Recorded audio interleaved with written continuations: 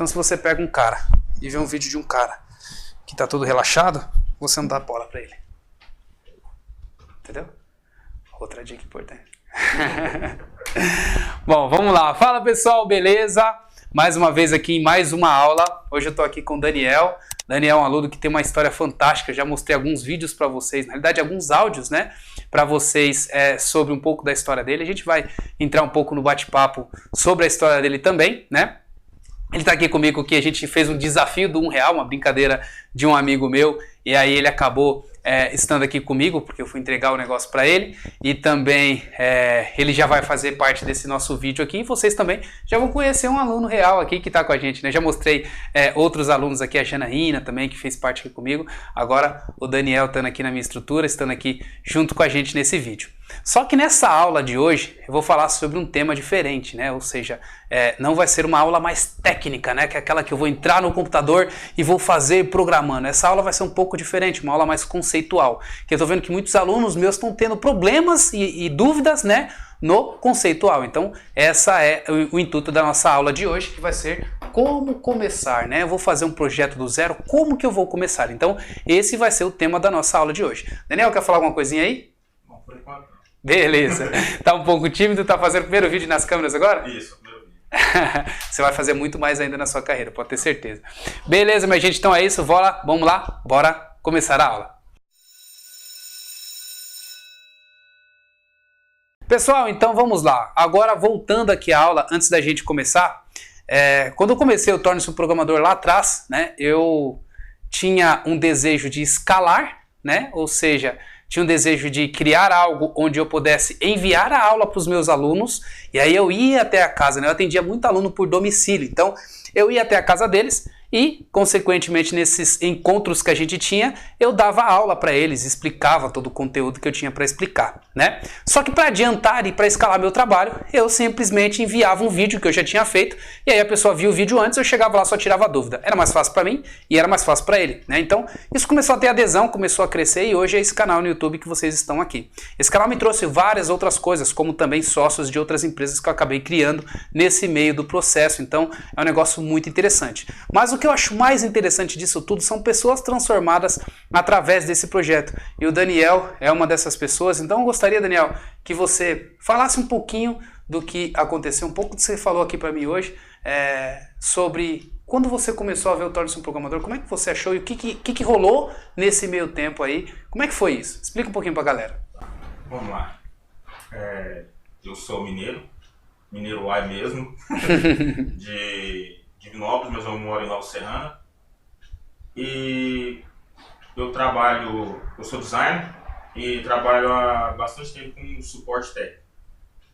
Só que aí eu tive alguns problemas na minha vida, como todo mundo tem, e chegou uma hora que, tipo assim, eu acho que eu tava numa depressão.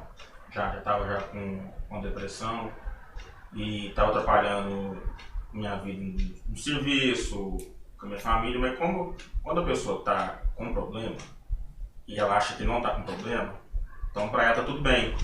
E a pessoa disfarça muito bem. Aí um amigo meu que trabalhava comigo, que ele é programador, ele foi e falou comigo, você até chamou o Daniel, ele falou, Daniel, vem aqui em casa. Aí eu fui na casa dele, ele falou comigo assim, cara, eu tô vendo que você tá com problema e eu tô com medo de você fazer alguma besteira. Aí eu falei, cara, pra falar a verdade, eu já pensei em fazer alguma besteira já. A gente pensa mesmo, ele falou assim, cara, eu já pensei também, só que o que me tirou disso foi eu comecei a programar. Por que você não aprende a programar? Aí ele falou assim, tem muito site aí bacana na internet aí, com muito conteúdo legal, tem videoaulas aí, curso barato que você paga aí e começa a aprender. Isso aí vai te... Eu não vou te falar que você tem que procurar um psicólogo, você vai procurar aprender a programar, que isso aí vai mudar um pouquinho sua mente. Foi aí que quando foi no final do ano passado eu comecei a procurar alguma coisa e eu vi o Torne-se um Programador. Vi a primeira aula, gostei, mas deu um tempo assim. Aí depois eu lembro que eu cheguei na minha varanda de casa assim, comecei a pensar umas besteiras, eu falei assim, cara, eu vou dar uma chance pra mim mesmo. Eu voltei pro computador e comecei a ver as aulas, comecei a fazer uns exercícios. E fui ver a história do Danilo e pensei, pra que o cara tá fazendo isso pra me ajudar? Ou pra ajudar muitas pessoas que tá do mesmo jeito que eu. E quando eu comecei a entender um pouquinho de programação, eu falei assim, eu vou colar com esse cara. Esse cara tá mudando minha vida, tá me ajudando bastante com programação, mudando, fazendo meu mindset mesmo mudar. E eu vou colar com esse cara. E hoje eu tô aqui com ele. É muito bom ouvir isso, cara. Muito bom. Obrigado mais uma vez. Obrigado mesmo por você estar aqui. Obrigado por você falar isso para as pessoas. Às vezes as pessoas não conseguem imaginar que uma atitude que elas fazem, às vezes uma atitude simples, pegar uma câmera, pegar um spot de luz, um quadro e começar a explicar algumas coisas que ela já faz há anos, pode transformar a vida de outras pessoas. Às vezes a gente não consegue enxergar isso. Mas quando você faz isso com constância, aí é um dos segredos, com constância. São mais de 3 anos gravando vídeos, gente. Então, é muito tempo fazendo a mesma coisa. Você consegue atingir 1, 2, 3, 4 mil, 2 mil, 10 mil, 12 mil, ou seja, você consegue atingir um monte de gente. E através dessa atitude que você teve lá atrás, vidas podem ser transformadas, vidas podem ser salvas. Ou seja, Daniel é uma dessas testemunhas que está aqui. Vai lá. Eu sou um aluno real. Eu até fiz essa pergunta para ele aqui mais cedo, porque quando ele começou, quando eu fui ver os vídeos dele, foi ano passado, mas ele já faz vídeo há mais de 2 anos, e ele já tinha um rendimento bom, então ele não precisava de ajudar a comunidade, precisava ajudar a gente. Por que você começou a fazer vídeo para ajudar o pessoal? Legal, essa é uma pergunta muito boa, muito boa. Vamos lá, minha gente, por que eu comecei a fazer vídeo? Primeiramente, né? Alguns de vocês já sabem, né? Eu sou amigo do Carlos Wizard Martins e existe um outro amigo meu chamado Eduardo Lira que ele fala que histórias mudam histórias, né? E a história do Carlos Wizard mudou a minha história. Eu lembro que um belo dia eu estava lá na Editora Abril onde eu trabalhava, ele estava dando a palestra lá de como que ele conseguiu chegar aos 2 bilhões de reais dele lá vendendo a Wizard e o Grupo Multi. E ele fez algumas perguntas que me fez pensar, né? Tipo, hoje, se você perde seu principal rendimento, ou seja, seu emprego ou a sua empresa de algum jeito fale, ou se aquele rendimento que você tinha para de render, né? Quanto tempo você consegue sobreviver? Quando ele fez essa pergunta, me fez refletir, me fez pensar que eu tinha que me mover, né? Naquela época eu já ganhava muito bem, estava ganhando ali os meus quase 12 mil reais na Editora Abril e ganhava pela minha empresa mais quase 10 mil e pouco, então eu tinha uma renda bruta de mais de 30 mil reais, ou seja, era um bom dinheiro que eu estava ganhando, consegui comprar casa, carro, um monte de coisa. Mas assim, eu ficava pensando, tá, beleza, se corta o meu rendimento, vai complicar. Por quê? Porque eu não tenho nada que rende para mim ou que dê dinheiro para mim sem ser o meu próprio trabalho ativo. E eu trabalhava muito, ou seja, 6 horas da manhã até meia-noite. Vocês já conhecem a minha história, já sabem que eu fiz isso há muito tempo. Mas quando ele me falou isso, eu falei, poxa, e ele falou outra coisa também. Você tem que ter a capacidade de mostrar o seu talento ao mundo, ou seja, as pessoas precisam saber o que você faz. E eu fiquei pensando, quantas pessoas sabem o que eu faço, né? Aí eu comecei a contar as pessoas do trabalho anterior, as pessoas do mesmo trabalho onde eu estava, mas quem sabia realmente quem era o Danilo profissional, normalmente era o meu gerente, o meu gestor, as pessoas estavam próximas a mim ali. Mas, cara, contando no dedo, 50 pessoas. Gente, olha a quantidade de gente que tem no nosso país, olha a quantidade de pessoas que tem, e 50 pessoas sabiam o que eu fazia. Quando eu olhei isso, eu falei, cara, tem coisa errada aí. Então eu preciso realmente mostrar meu talento pro mundo. E aí eu olhava minha sobrinha Giovana, com o celular dela e vendo vídeo no YouTube. Aí eu olhava, naquela ocasião, eu achava, vídeo no YouTube é coisa de criança, né? Então o pessoal só via vídeo no YouTube, ver aqueles negócios, Felipe Neto aí, que é um dos grandes, aí ganha mais de 1 milhão só no YouTube, eu achava que isso era coisa de criança. Mas aí olhando aquilo eu falei, cara, olha só, esse negócio pode dar dinheiro, né? Esse negócio pode ajudar outras pessoas e pode escalar e pode fazer com que eu possa mostrar o meu talento para mais pessoas. Foi daí que eu comecei então a dar aula no final de semana, eu ainda não gravava vídeo, então além de trabalhar pela minha empresa e trabalhar pela Editora Abril, eu dava aula no final de semana, das 7 horas da manhã até 3 horas da tarde, atendendo na casa de um, atendendo aqui em casa. Vitão, que é um dos alunos que apareceu aqui também nos vídeos, que eu já fiz live com ele, era um desses alunos que vinha aqui em casa aprender comigo, e aí eu vi que eu precisava escalar, né? Eu precisava ganhar conseguir explicar de uma forma mais fácil. Porque, gente, ninguém merece. Eu ia para a casa de um e falava sobre variável. Eu ia para a casa de outro e falava sobre variável. Eu ia para a casa de outro e falava sobre variável. Cansa um pouco quando você faz isso numa constância. Então eu comecei a gravar. E aí eu pegava esse meu vídeo, enviava para as pessoas pegavam esse vídeo, assistiam e ia lá para tirar dúvida.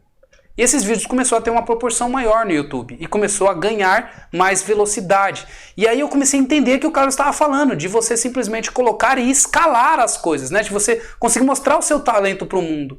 E esse mostrar o talento para o mundo me trouxe outros grandes benefícios. Então, você simplesmente mostrar o que você faz, ensinar outras pessoas, além de você ajudar pessoas como o Daniel aqui, você acaba fazendo outros tipos de negócio. Por exemplo, o Daniel, que é meu sócio do 99 Run, ele era um aluno meu, vocês já sabem disso. Um aluno meu que virou cliente da minha empresa. Com o tempo eu virei sócio dele e hoje a gente tem uma empresa muito legal, muito sólida, que está fazendo uma história muito boa. Então assim, muita coisa surgiu dessa forma. Clientes que eu tenho hoje, que é o Sandro, um grande scouter de futebol, veio dessa iniciativa do YouTube. Então, escutando um grande mentor, eu aprendi o que era mostrar o talento para o mundo. Então, mostrando o talento para o mundo, me veio umas centenas de milhares de conexões, de pessoas boas, né? Tem um monte de gente no YouTube, tem um monte de gente na internet que só gosta de comentar um monte de besteira, falar um monte de besteira, os haters que a gente fala, né? Essas pessoas vocês não têm que ligar, vocês têm que ligar com pessoas boas, vocês têm que se envolver com pessoas boas, pessoas que realmente querem transformar a vida delas. E você tem que te ajudar, de alguma forma, a transformar a sua e a transformar a vida dessas pessoas. Então, isso fez com que eu começasse a gravar vídeo no YouTube. Isso fez com que eu começasse a criar essa iniciativa. E quando você cria, e você vê pessoas sendo transformadas, e você vê que isso passa a ser uma missão, não passa a ser mais somente uma brincadeira, não passa a ser somente uma coisa feita com interesse, você vê que isso é uma missão, porque você vê que tem gente envolvida, você vê a responsabilidade, o peso que você tem por você formar outras pessoas, cara, a história vira o jogo. Aí muda. Aí muda. Aí você realmente faz por propósito. Você não faz simplesmente por dinheiro. Você não faz simplesmente por escala. Você não faz simplesmente por interesse em alguma coisa. Você faz com propósito de ajudar pessoas. Então, esse é total alguns dos motivos que é porque eu gravo e constantemente, toda semana estou gravando e estou colocando colaboração do meu conhecimento para as pessoas. Eu só estou devolvendo para a sociedade o que a sociedade me deu. Entendeu? Entendi. E eu queria agradecer e eu tenho uma admiração grande para esse cara. É o seguinte, olha para você ver. Eu tava com uma dúvida, sexta-feira passada, uma sexta-feira, e eu falei com ele à noite, eu fiquei muito frustrado porque eu não dei conta de fazer a alteração por causa disso. Aí ele acordou no sábado, 5 horas da manhã, e gravou um vídeo para poder tirar a minha dúvida. Pensa se um cara desse precisava acordar 5 horas da manhã para tirar uma dúvida minha. Cara, deixa eu agradecer de novo, cara. Tamo junto, cara, tamo junto. Missão. Quem faz por missão, quem faz por propósito, não importa, pouco importa o horário que acorda, pouco importa as coisas que faz, entendeu? Essa dúvida aqui é uma dúvida de um aluno chamado Douglas. O Douglas estava com você na palestra que eu fiz lá na Paulista, né? É um bem grandão, que eu até chamei ele de linguição.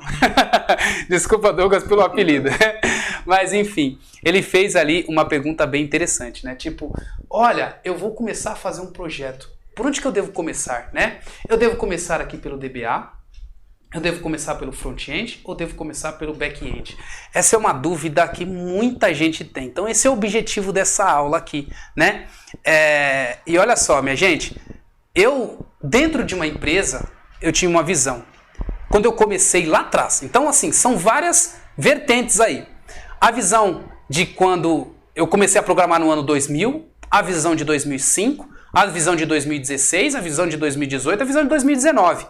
A visão de você ser empresário, a visão de você ser um dono de uma startup, a visão de você ser um empregado, a visão de você ser um gestor. Então tem várias visões para que você possa então chegar numa conclusão dessa. Então são múltiplas respostas. Eu gostaria de falar para você que era uma resposta simples, mas não é. São múltiplas respostas para você conseguir fazer isso daqui. Então eu vou dar algumas visões para você. A visão número 1 é a visão do empregado, ok?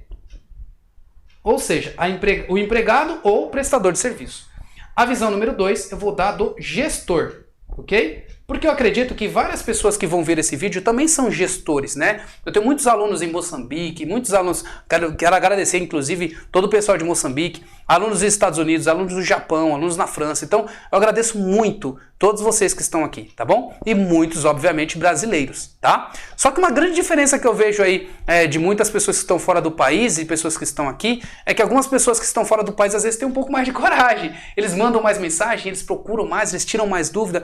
Brasileiros, vocês também precisam tomar coragem. Vamos fazer, todos nós podemos, entende? Se eu tô aqui, se o Daniel tá aqui, é porque a gente teve uma atitude. Então, a gente também precisa ter atitude. Então, independente se você tá aqui no país ou tá fora do país, é a atitude que vai fazer você mudar. É se mover que vai fazer você mudar. Ficar parado, esperando, só vendo o vídeo, não tô na atitude, não comentando, não indo atrás, não buscando conhecimento, não vai mudar você, tá bom? Então, beleza. A visão do gestor, né? E a terceira visão, a visão do empreendedor, né? Por quê? São três perfis que eu atendo aqui, os três perfis que eu sempre comento aqui no Torne-se um Programador. Por isso eu vou falar nessas três versões aqui. Então, primeiro, a visão do empregado. Danilo, eu vou começar a fazer um projeto. Tá. Beleza, como é que é a sua equipe? Primeira coisa que você tem que pensar é isso. Você tem uma equipe de quantas pessoas? É você que trabalha sozinho? Se é você que trabalha sozinho, tem um jeito.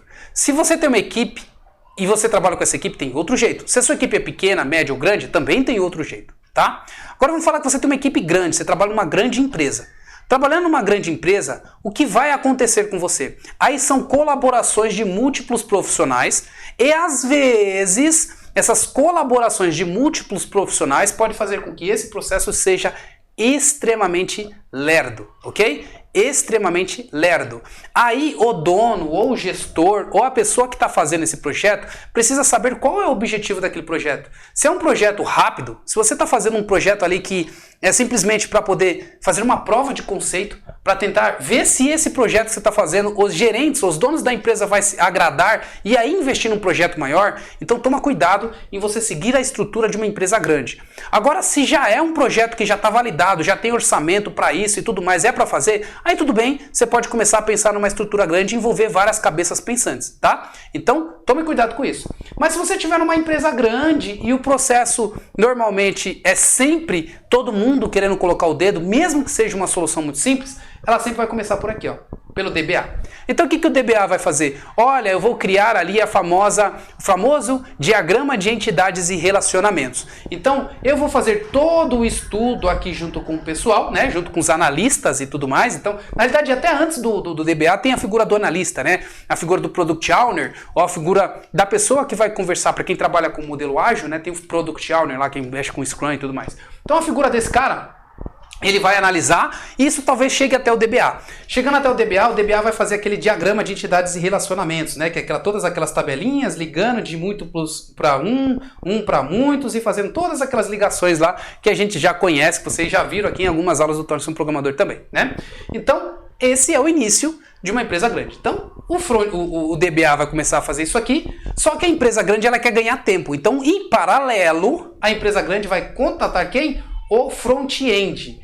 E aí ela vai pegar e vai fazer em paralelo aqui com o DBA ou os analistas. Segundo, ela vai fazer aqui com o front-end e depois vai chegar aqui para o back-end, tá? Quando chegar aqui para o back-end, é aí onde o estresse é envolvido. Porque quando chega para o back-end, chega com prazo de 2 semanas para fazer, né? Ou chega com prazo de um dia, chega com prazo de 1 mês ou de 2 meses. Um prazo muito curto para o back-end botar essa máquina para funcionar. Por quê? Ele já fez ali o HTML, ele já levou a prova de conceito, já mostrou na reunião que aquelas telas bonitas funcionam. Já fez uma reunião mostrando o Photoshop, já falou que aquilo tudo funciona. Fez uma reunião com o DBA fez um diagrama bonito aqui, mostrando que tudo isso é possível criar pelo banco de dados. Quando chega para o desenvolvedor, aí a história é outra. Muitas vezes as pessoas prometem coisas que tecnicamente é um pouco mais complicado fazer. E aí é onde mora alguns dos problemas. Mas essa é a estrutura quando você tem uma empresa grande, tá? Então você começa dessa forma aqui. Então essa é a visão de um empregado de uma empresa grande. A visão de um empregado de uma empresa pequena, como é que ele vai fazer? É uma equipe de 5 pessoas, 6 pessoas, 10 pessoas, né? Não estou falando de uma equipe de 50, 60, 100 programadores, né? Então, se a gente está falando de uma equipe de 5 pessoas, como é que isso vai acontecer?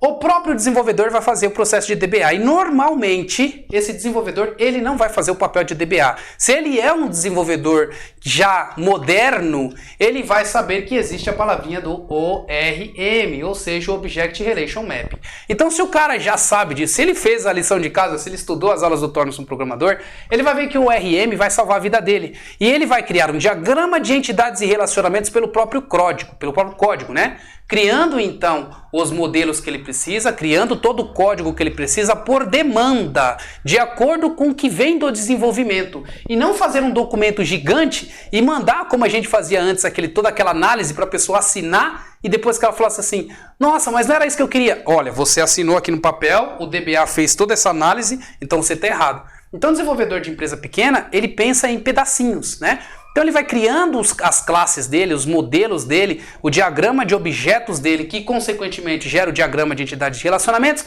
aos poucos, né? E assim vai formando o sistema. Esse é o modo ágil de se fazer. Esse é o modo que um desenvolvedor que tem coisas mais avançadas, né? Ou seja, que estuda o torna-se um programador, vai começar então a desenvolver algo. Então esse é outro tipo de pensamento. Aí ele já começa a fazer aqui, ó, no back-end, provando se aquela solução funciona, né?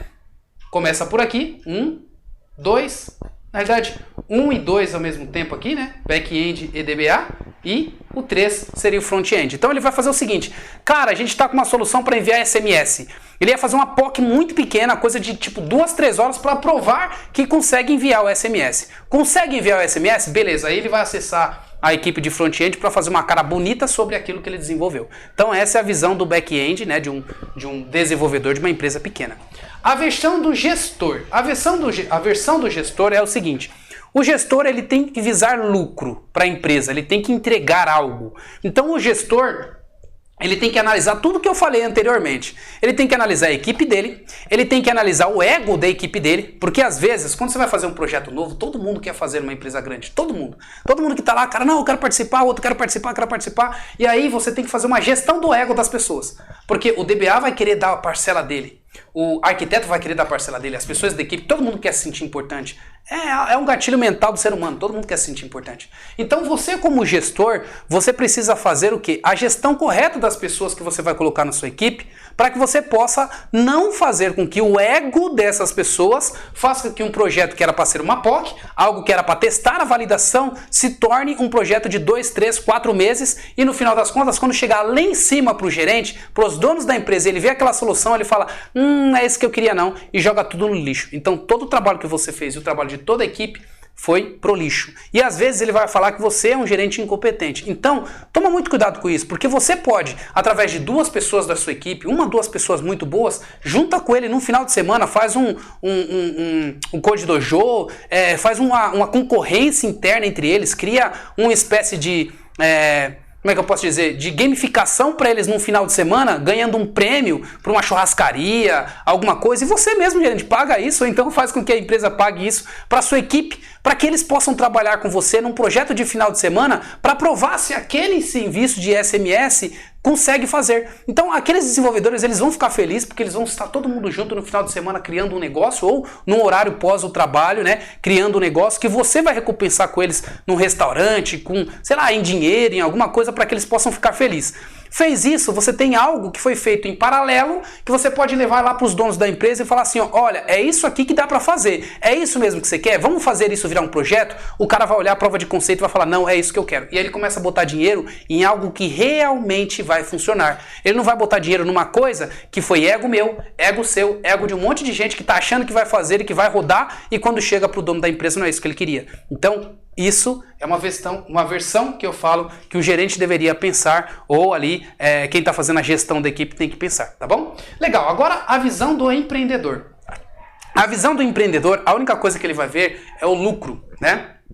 Então ele precisa gerar lucro para o negócio dele. Então essa é a minha função hoje, por exemplo, no 99 Run. Né? Eu tenho o Daniel, que é o dono da ideia, quem concepcionou tudo sobre o 99 Run. Eu tenho lá o André, que é o sócio operacional, que é o que faz as embalagens das entregas, é o que cola as medalhas. Lá tem a Gabi, esposa dele, que ajuda, tem toda a nossa equipe lá, que tem um Naka que faz os vídeos muito bons, mas assim, toda essa galera fazem então a parte de marketing operacional. Eu fico ali na parte de gestão de software e construção. Toda a parte que você entra no nosso sistema passou pela minha mão, né? Agora toda a parte do que você recebe ao comprar alguma coisa foi feito pela mão dos outros sócios. Toda a ideia nova, toda a inovação ou negociação que acontece é feito pelo majoritário, que é o Daniel, que era meu aluno, né? Tem o seu próprio nome e que hoje é o dono da empresa também do 99 Run. Então,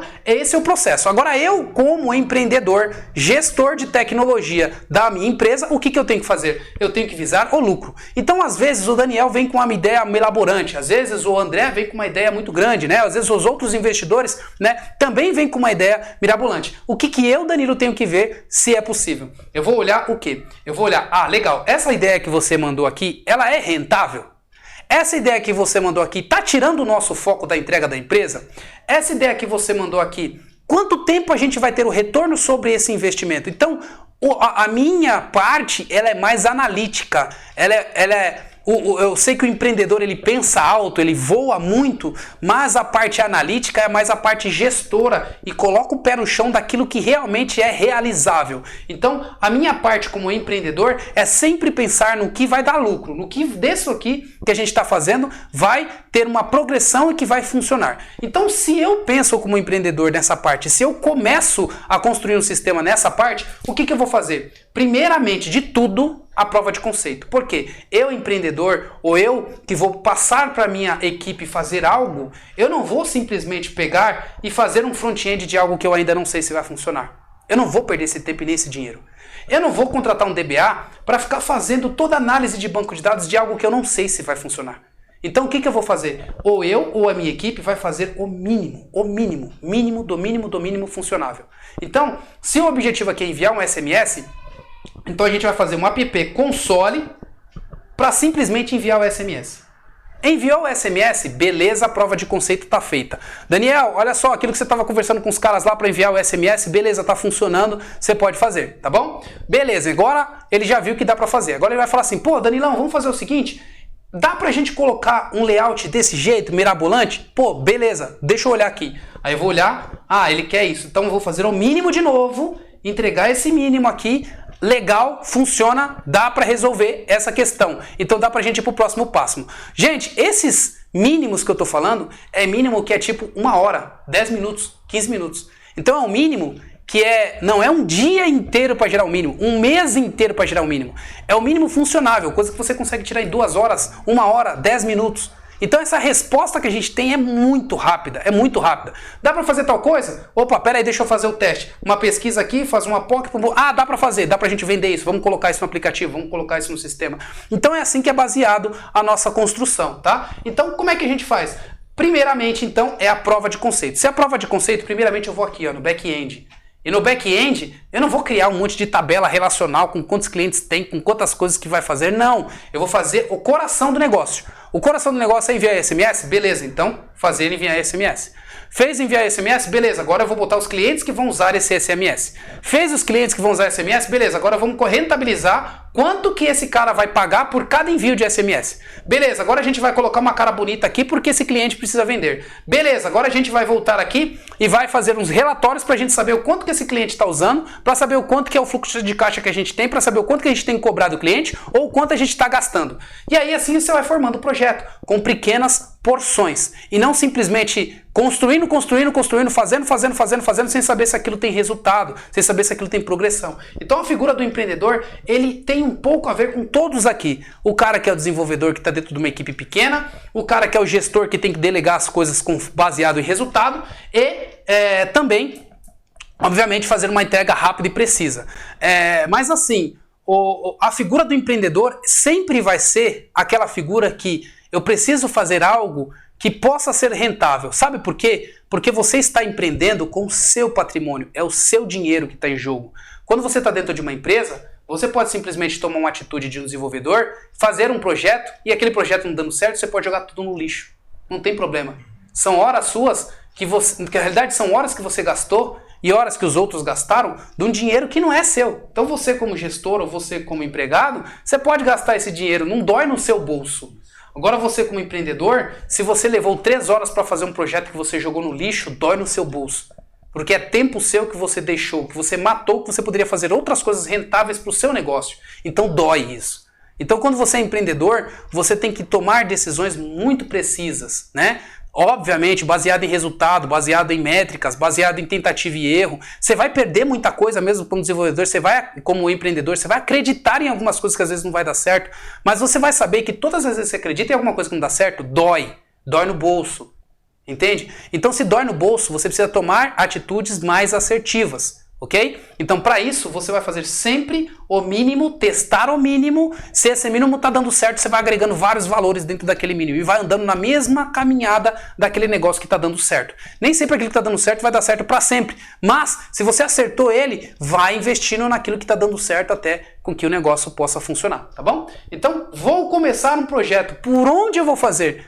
Depende de que você vai fazer. Se você está numa empresa grande, se a sua equipe é grande, se você está numa empresa pequena, se você é um empreendedor, se você é um gestor. Então depende. Essas são algumas versões aí que eu posso falar para vocês. Espero que esse conteúdo tenha ajudado vocês, tá bom? Ajudou você, Daniel? Ajudou bastante.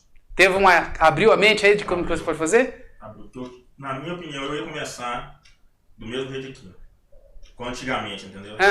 Com essa visão de agora, eu sei que tem o RM, eu quero me ajudar. Então, entendeu? E olha só, você tem que sempre ver o coração do projeto. O que é o coração do projeto?